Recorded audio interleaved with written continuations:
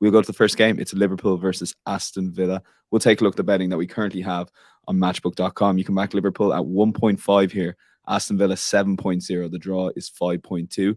Both teams to score, yes. 1.73 is favoured in that market. No is 2.22.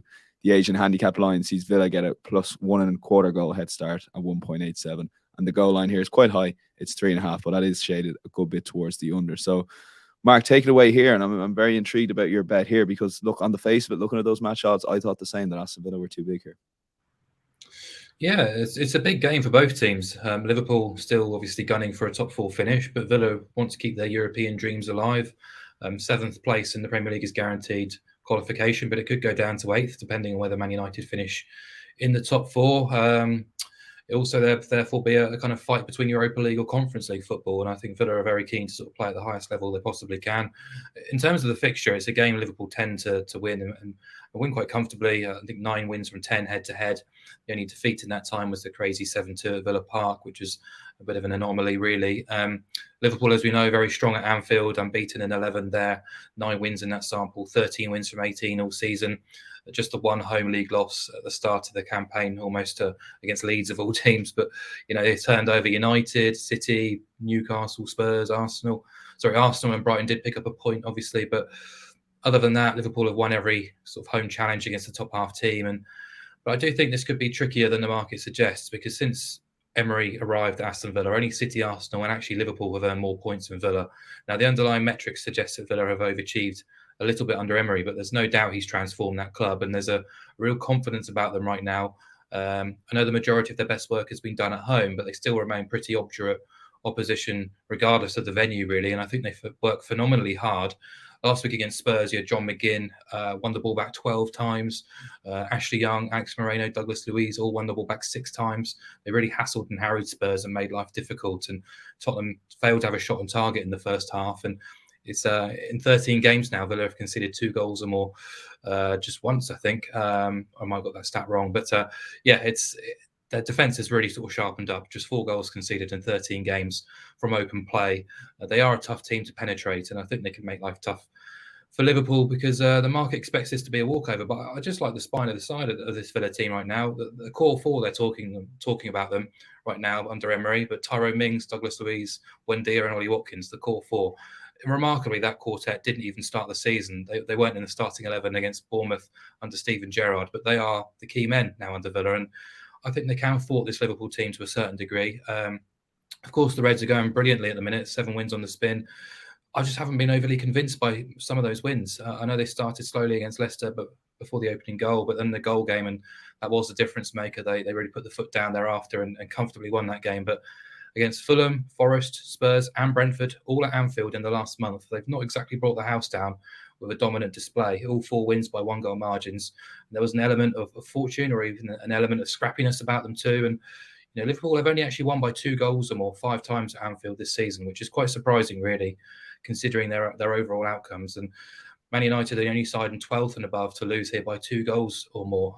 Villa's only defeats in 13 have been by 1 goal margins. They've lost by 2 goals or more at the top 6 twice. Emery was only in charge for one of those matches too.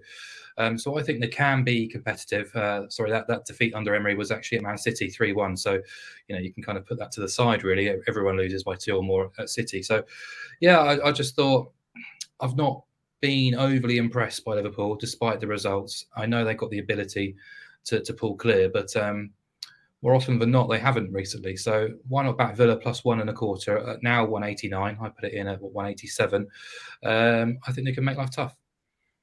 Okay, yeah, 189, as Mark touched on there, just been pushed out a little bit. Adrian, were you tempted at all with Villa, because you've landed on an angle involving Liverpool here? But Unai Emery, in the way he's improved some of those players, and Mark touched it, but even someone like John McGinn, much maligned under Steven Gerrard, he's been unbelievable this season.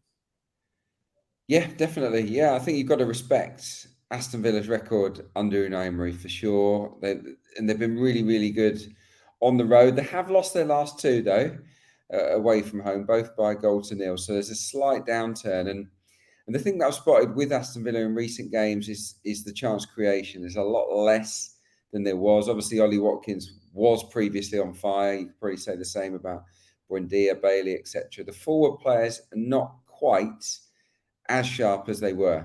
The XG, the number of shots that they're creating, it's taken a slight dip across the last 4 or 5 games. And yeah, ahead of a trip to Anfield where they're unlikely to keep a clean sheet, that concerns me. But yeah, they can definitely be competitive. Absolutely, they can. It's just that Liverpool are on a roll, and they've got a prize in their sights, haven't they? And I think they're doing a brilliant job of applying pressure to Newcastle and to Manchester United. They're keeping things interesting in the race for the top 4. 7 straight wins, you can't knock that. 3 clean sheets in a row.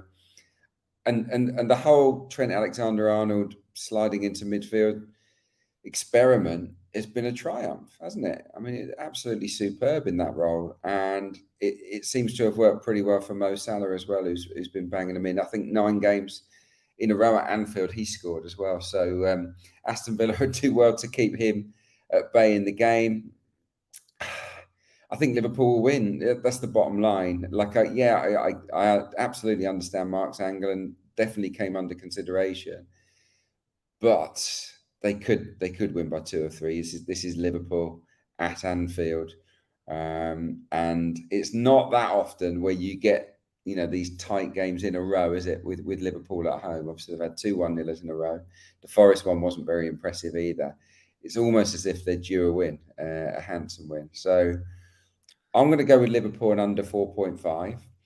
I think it feels safe because of the goal line. I mean, Aston Villa have been really, really good without the ball. Douglas Luiz and McGinn, brilliant. Tyrone Mings, excellent.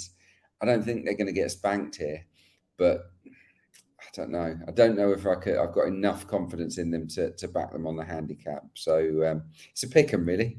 Yeah. No, Mark, I was all in on you, and then Adrian just said it's Liverpool at Anfield, and that's sometimes all it takes. So look, this bet could land, both bets could land, but I'm going to side with Adrian as a podcast pick. Liverpool to win in under 4.5 goals does seem a tad big at 2.02, but Mark shouted will be available. Matchbook Insights. Aston Villa plus 1.25 goal does seem also a pretty big start.